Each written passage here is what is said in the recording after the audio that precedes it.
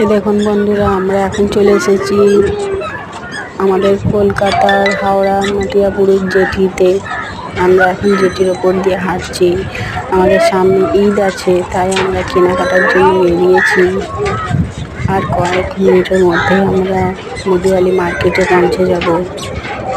আপনারা দেখতে থাকুন, সঙ্গে থাকুন। আমরা এই মাত্র বেরিয়েছি মাটিয়াপুরে শপিং করার জন্য। আর সবই আমাদের কেনাকাটা করতে হবে, বাচ্চাদের কাপড় জামা আরও অনেক কিছু কিনতে হবে। তাই আজকে প্রথমবারই বেরিয়েছি আমরা এখন মাটিয়াপুরের জেটিতে হাঁটছি।